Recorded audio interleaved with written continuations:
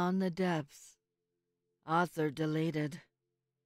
We've finally made a massive breakthrough with our new sonar technology. We've created an artificial wavelength that is harmless to any marine life in the ocean and is also undetectable by foreign radar systems. We have achieved global surveillance over the oceans without alerting the United Nations and rocking the boat, so to speak, with any hostile nations. However, strange things began to happen after our discovery. It started with the dolphins disappearing. Their numbers have drastically dropped off within the last year without explanation. Next occurrence was the whales. Their corpses started appearing in the oceans, completely obliterated, and appeared even to be mostly digested. Soon after, they even started beaching themselves at a rate we can't keep up with. If I didn't know any better, I'd think they were trying to escape from something. Something big. Things really began to spiral out of control when our cargo ships, aircraft carriers, oil tankers, and other ships started to disappear without a trace. The oceans are no longer safe to travel on, yet nothing has shown up in our surveillance that could do such damage. The real crisis began when even aircraft could not cross the oceans. Any planes or jets we tried to fly overseas disappeared without a trace. One moment we were in communication, the next, silence. The world quickly entered a state of recession, with all international trade routes blocked due to increasing unknown dangers. I decided to send a team beyond the depths with our new deep-sea submarine, capable of handling the extreme underwater pressure. It was time to get to the bottom of this global crisis. After several days, I received the most peculiar distress message. It said, "Control, this is Deep Sea Alpha Team. Engaging emergency protocol. We've discovered something massive.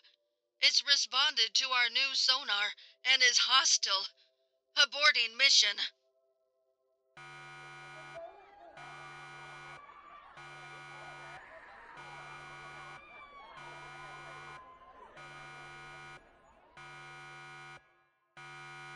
Screams and alarms echoed in the message's background. After replaying the message several times, it sounds like someone mentioned a leviathan. Whatever it is, be it a leviathan or something else, I fear we may have awakened something ancient, and I fear our oceans will never be safe again.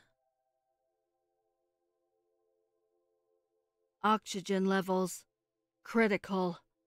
By blackhatthehack. I am trapped down here, and all is quiet except for the mainframe alarm. Oxygen levels critical. Oxygen levels critical. I should probably explain the situation I find myself in. I am a deep-sea researcher working for a well-known oil company, and I was chosen to go to the seafloor drilling site. My mission was to observe and catalog any wildlife disturbance the drilling was causing. To say I was ecstatic would be an understatement.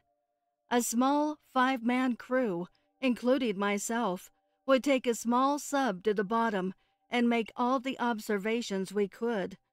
Everything went as planned during the descent. We didn't notice any wildlife disturbances, but the drill pipe looked damaged.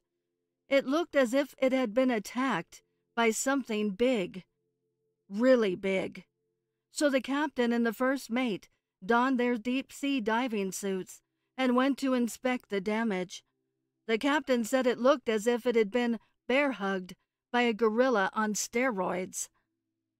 Then it happened.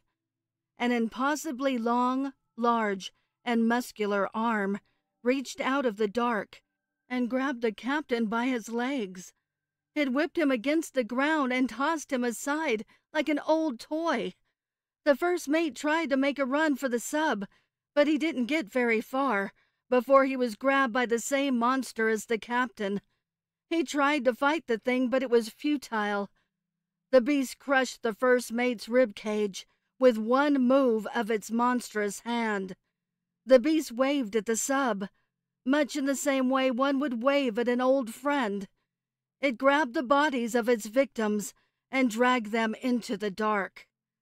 The other two crew members tried to use their suits to make a run for it, but the creature didn't let them out of the light from the sub before it grabbed them. I heard their panic cries for help over the radio.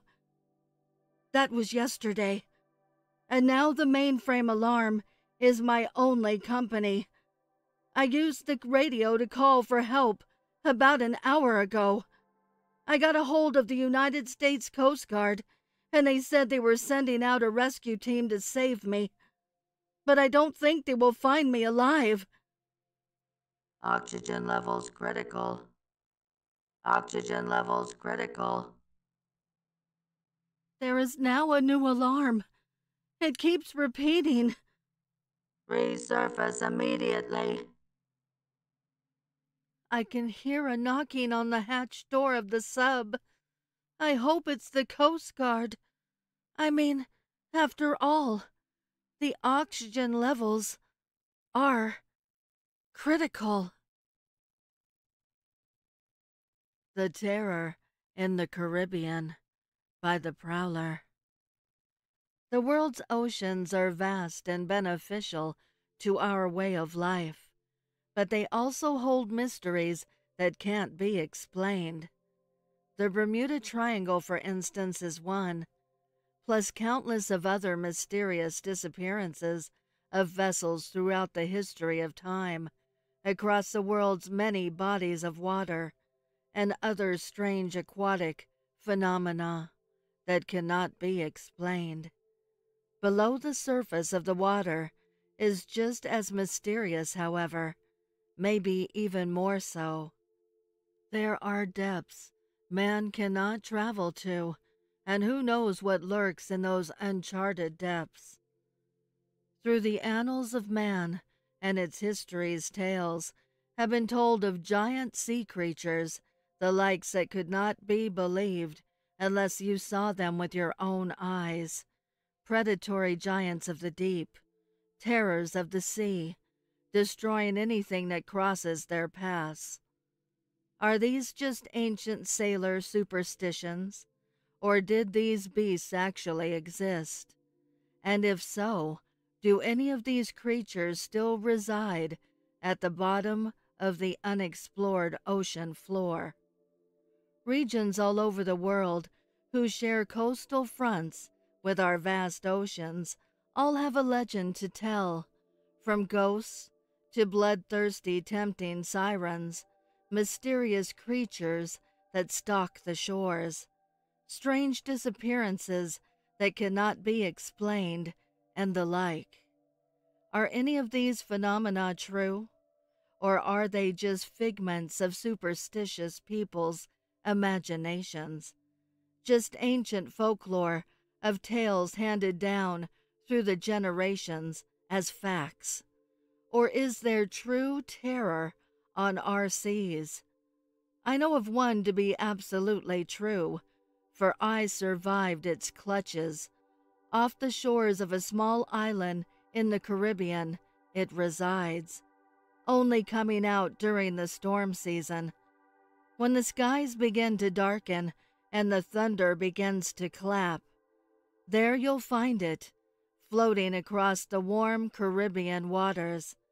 It's a mass of green, blue, and black, a sludge-like substance that's elastic and takes shape of whatever it wraps itself around, draining whatever it touches of life. I was with my crew and family that day, that horrible, fateful day. I ran into the floating mass of death. We were cataloging and researching the mass coral reef off the island along with studying its shark population. We were out there for hours. It was a successful day of research. Then I don't know what happened. We got lost in the day's success. Careless, or both. The radar showed a storm front moving in. We thought we had enough time to get back to shore, but we were wrong. The storm fell upon us faster than we realized. We still had people in the water collecting samples when the mysterious mass was first spotted by myself on top the ship. It came out of nowhere and just hovered in place atop the reef. Davis, my lead researcher, spotted the colorful mass on his way back to the boat. He started moving toward it, wanting to, of course, take a sample of this strange substance we found ourselves in the presence of, floating on top the water. I at first had no fears or doubts as Davis moved toward the mass, but as he got mere inches from the substance and reached out his arm, holding his sample cup, I became uneasy. Right as I screamed for him to back away, it latched onto his arm. Then, seemingly in a blink of an eye, it wrapped itself completely around him. We could all hear his muffled cries for help. His screams were excruciating to listen to. Davis's thick mass began to shrivel and shrink beneath the mass's embrace, completely draining his body of its nutrients. I then screamed for everyone else to get out of the water, to swim for their lives as fast as they could. I thought with the mass's size that it would be slow-moving, and that everyone could outswim it. But I was wrong, dead wrong. As everyone began to swim, the mass separated and moved as quick as anything I've ever seen in the water. It's as if the frantic movement from everyone trying to get away agitated the mass, or set off some rapid predatory instinct. Its sludge-like substance then stretched itself like spider's web, and one by one latched onto everyone who was in the water. Like an anaconda's grip, it wrapped itself around everyone I knew. I watched in horror as it drained the life from my wife and child. The sounds of their bones snapping and horrific screams still haunt my nightmares. I could do nothing. Everyone was dead, and I stood frozen in fear. I saw the mass start to move towards me, and the boat. That's when I snapped to and got the hell out of there. When I returned to shore, of course, no one believed what had happened, all except a local fisherman and seamen of the area. They knew I wasn't lying. They knew what lurks in the water off that inhabitable island. Officials of the area want to sweep it under the rug because they don't want to hurt tourism, but I remain. Even though I'm a shell of the man I once was, I stayed behind to warn anyone who thinks of traveling out towards the coral reef and the island, and to also try and find a way to destroy whatever the hell that thing is that killed my friends and family. The locals call the mass the Drudgemire. It makes me wonder about the other oceanic mysteries. Are there more things like this? Are they the reason why there's so many disappearances throughout the seas? What else is real out there? What mysteries does the ocean truly hold? Dead Sea Rising by Simba the Savage 8. The waves crash on the inky black shore, curling up on the cliffs and sinking back down. I walk along the coast, wrapping my scarf tighter against my neck. The wind is harsh, sinking its teeth deep into my skin, pulling my hair away from my face and swinging it back so it lashes back, twice as hard. A few days ago, Chris and I decided this beach was the perfect spot for our honeymoon. To us, it was more than perfect. It was cradled away from the hustle and bustle of civilization and the demands of both our jobs. We were secluded from everything other than our love for each other. I never forgot the look of our driver as he dropped us off. "You've made a big mistake," he said, his face as pale as my bridal gown and his lips trembling. Then he got into his car and never looked back. The first day was exactly as we planned. Breakfast on the beach, a picnic of sorts. We had bought some danishes from the local bakery and enjoyed them under a palm tree as the cold, cold wind pinched our cheeks. Chris wanted to wade in the waves, but he yelped as the sea foam whooshed around his ankles. I laughed and took plenty of photos. This would be a day to remember.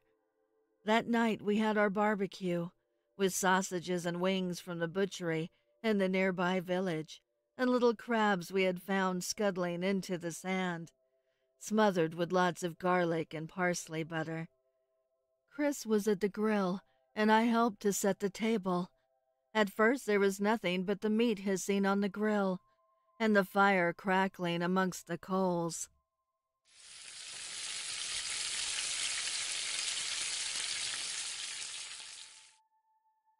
Then suddenly Chris's head snapped up, his face a picture of abject terror.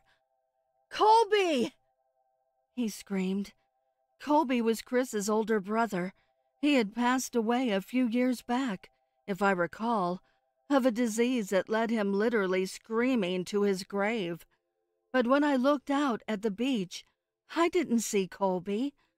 But before I could stop him, Chris tore out of the chalet and down the beach, his feet pounding against the sand.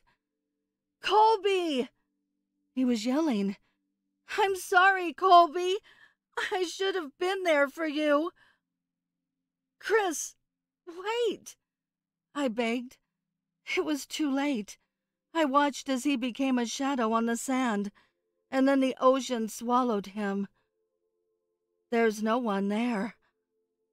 My voice was as weak as the waves, hissing along the beach.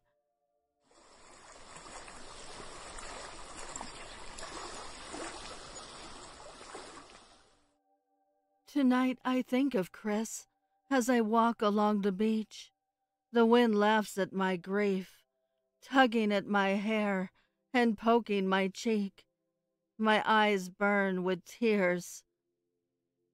Chris. Hey! There he is, rising out of the ocean, laughing, smiling, waving at me, shouting my name. I'm screaming, almost fainting in my relief. I'm running towards him, ignoring the bitter cold that soaks into my socks. "Chris, wait for me! I'm coming!"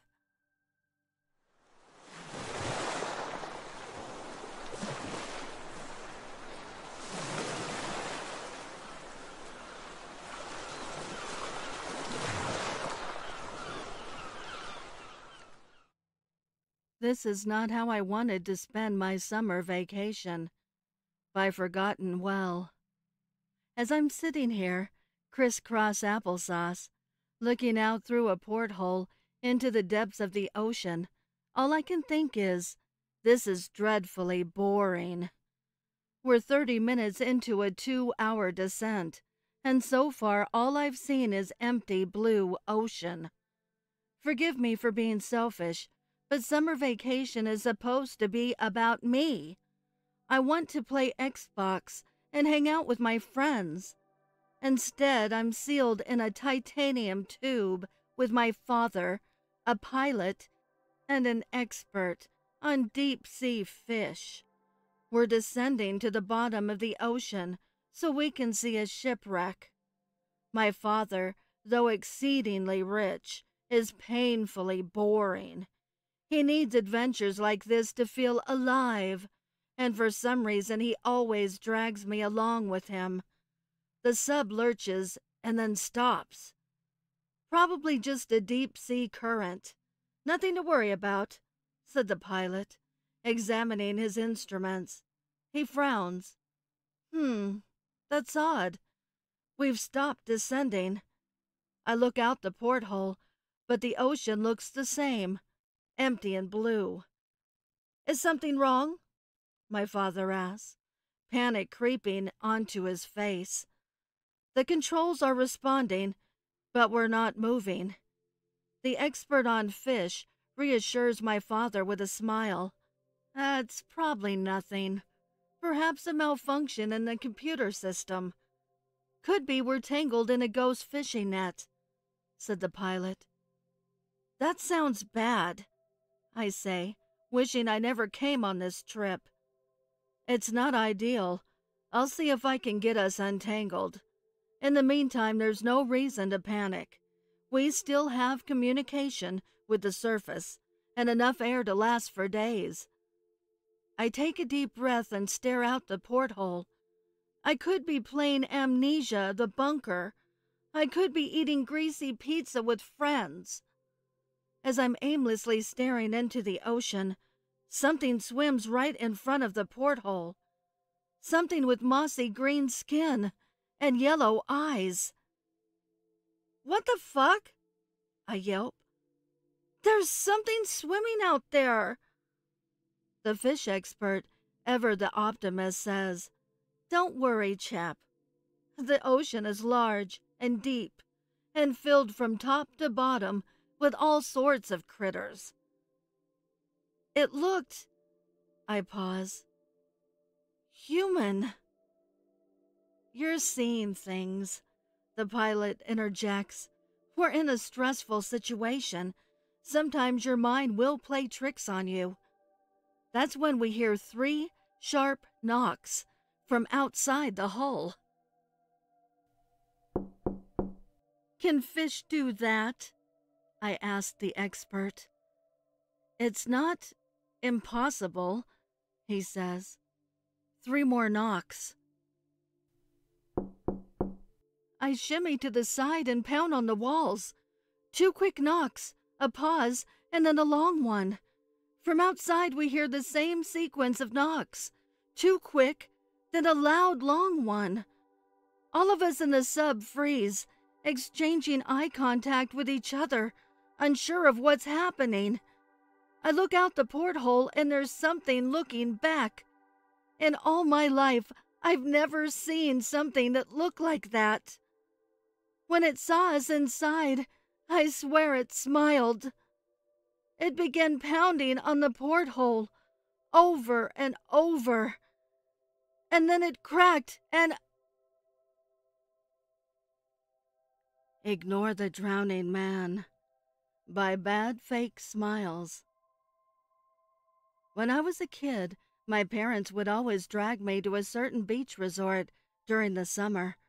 It was a place that started with a K, hidden in the many islands of the Philippines. To be honest, I never really bothered remembering it, since I swore I would never set foot on that beach again. It was when I had just turned 13 when I first got to see it. The hotel we were staying at had the perfect view of the beach and the wide sea stretching across of what it seemed to be the whole world. During the day, the sand was white and the water was clear and green. At night, the white sand would turn blue and the water almost black. But during this day, the moon was shining brightly above the water. It was past midnight, and my parents were already sound asleep, while I was busy playing with my Game Boy. Frustrated from losing repeatedly, I decided to take a break and stare at the moon for a while. That's when I saw a silhouette of a man splashing around in the middle of the sea. His arms raised up and his head shaking around as he goes up and down from the dark waters. That man is drowning, I shouted, waking up my parents. They got up and saw nothing, but still went downstairs and alerted the hotel manager to have it investigated. While talking to the manager, an old lady housekeeper crouched beside me. "Ignore the drowning man," she said in a whisper and shaking voice. I was confused, obviously, but for some reason I felt the seriousness in her tone and her intent based on fear. The next night I saw him again.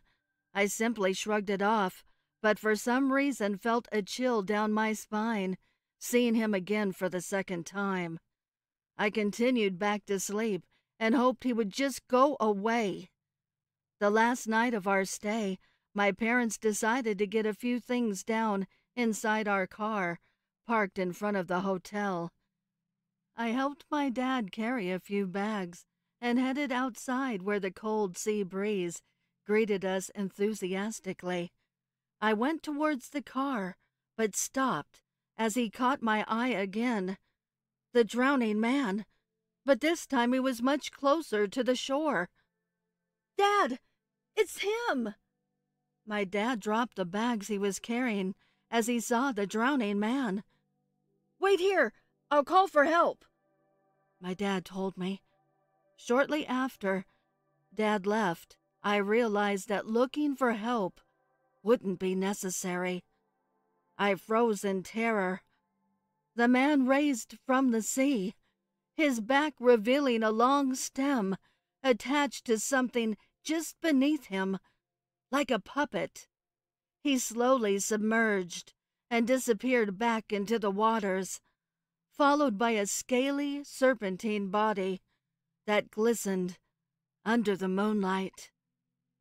On the next years we visited, I always ignored the drowning man. The Ship of Souls by the Prowler.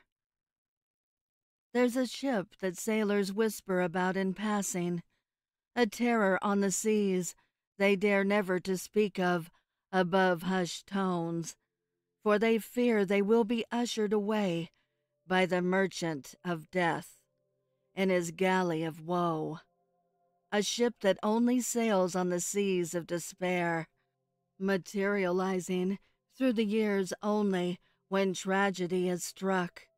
Its captain and crew just ghostly shrouds, looking for more souls to usher through to the afterlife, cursed with their task for all eternity for the horrible crimes they committed in life. Whenever a tragedy happens upon the sea, the ship appears, with its eerie hue of blue and green glowing into the darkened night as it creeps closer and closer to collect new souls. Most sailors who traverse the open sea believe the ghostly ship's origins to be that of an old British privateer vessel called the Tears of the Sea. Its captain and crew were rumored to have gone rogue and became bloodthirsty and crazed, and destroyed any ship that crossed its path, killing anyone found aboard.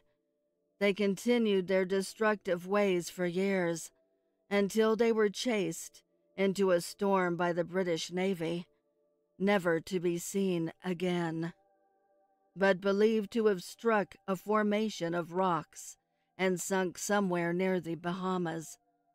Others believed the cursed ship to be the old Spanish galley, La Destructora, a ship whose captain and crew went rogue and deserted the Spanish Navy. Filled with greed, they went in search for the fabled Fountain of Youth. It's rumored they found it on an island off the shores of South America, guarded by an unknown tribe, but were eventually cursed when they stole ancient untold treasures from the tribe. It is said the Spanish galley did not get far from the island before it mysteriously sunk, taking its entire crew with it. Accounts of the identity of the ship differ from the few survivors who have claimed to have seen it. There is, however, no doubt, especially to the superstitious mind of the ordinary sailor, that there is a cursed ship that stalks the waters of the briny sea. And if you happen to be aboard a vessel that is struck by some sort of tragedy, the ship of souls may come for you. The Deep Dark Sea, author unknown. I am a marine biologist that works for a small government-funded agency that over time has been losing our grants slowly but surely. At the time we were exploring the abnormal geologic activity above the Mariana Trench, the deepest part of the Pacific Ocean, or technically, really any ocean. Our mission was simple: to descend to about 700 meters, 2,300 feet, below the ocean surface in specialized atmospheric diving suits, with handheld equipment to measure any changes in readings. For the past 2 days, our boat's seismograph has been picking up strange readings, and while there was rumor our team had a deep-sea robot on its way, like I mentioned previously, our funding was low, and if we ever saw that piece of equipment, all of us would have been extremely surprised. 2 of us were chosen to take the trip, me and a fellow biologist, Amelia. Now let me explain why I was more excited than usual to take this deep-sea dive. Our team consisted of 6 men and 2 women, Amelia and Samantha. Samantha was your stereotypical marine biologist, rather plain and clumsy, with pale white skin, kinky red hair, and a boyish figure that was both doughy but lacking in curves. Now Amelia, on the other hand, was her polar opposite and exclusively received all of the male attention on our missions. Unfortunately for the men, she laughed off all of our advances. A large sparkling rock glistened on her left ring finger, essentially acting as her chastity belt. Anyway, Amelia and I suited up, wearing our specialized suits that allowed us to descend to great depths. In one hand we held heavy-duty dive lights, in the other lightweight seismology equipment, and as we continued our descent, the light of the sun began to diminish. While the ocean above us flourished with life, the deeper we sank, the less wildlife was visible. I generally didn't specialize in deep-sea diving, and while Amelia continued on with ease, I noticed how eerie it was to be surrounded by such a vast emptiness. The darkness that enveloped us was both claustrophobic and infinite, although even as I write these words, I cannot describe how absolutely alone, tiny, and insignificant I felt. We were at about 650 meters now, and while the equipment was definitely picking up something irregular, there was nothing visible when we pointed our high-beam dive lights downward. There was only the black open sea, filled with looming murky dark water that obstructed our view of the bottom of the trench, obstructed our view of anything. Every 30 seconds or so, Amelia and I would shine our flashlights into each other's faces to exchange hand signals and make sure the other was okay. I decided it was time to head upwards back to the boat and shine my light onto Amelia's beautiful, angelic face. Illuminated with light, I caught her face just in time to see the panic in her eyes before she was suddenly dragged downwards, being pulled underneath an unimaginable speed. Panicking, I dove after her, letting go of my equipment in order to swim faster, hoping I could catch her before she disappeared forever. I couldn't see what was pulling her down. only her flailing arms as she fought with all her might to get away. Through the silence of the sea, I could faintly hear her muffled screaming through her highly padded suit. Swimming as fast as I possibly could, I finally managed to catch up with her and gripped onto one of her gloved hands. Yanking with all of my strength, I tried to pull her upwards, but whatever had a hold of Amelia was not letting go. She continued to plummet, and now attached to her, I was being pulled downwards as well, feeling the water rush past me at an unimaginable speed. I could feel my grip on Amelia's hand slipping away, and in one last attempt to save her, I sacrificed the flashlight in my right hand, struggling to grab onto her. I had been a second too late, and she slid out of my grasp, disappearing forever beneath me. Amelia's screams faded out, and now the remaining light from my flashlight was gone, the device quickly plummeting to the bottom of the sea. By then, there was nothing left. Nothing but darkness. I would like to give a heartfelt thank you to the special friends of the channel for your overwhelming generosity. If you would like to support the channel, the link is below in the description. Also, please send me your stories and poems to duchessofdarkness27@gmail.com. You can also find me on Instagram at duchess.ofdarkness and Twitter at duchessofdarkn2. I want to thank all my listeners for your kindness, your encouragement, and your support. It means the world to me. Thank you for joining me. Until next time.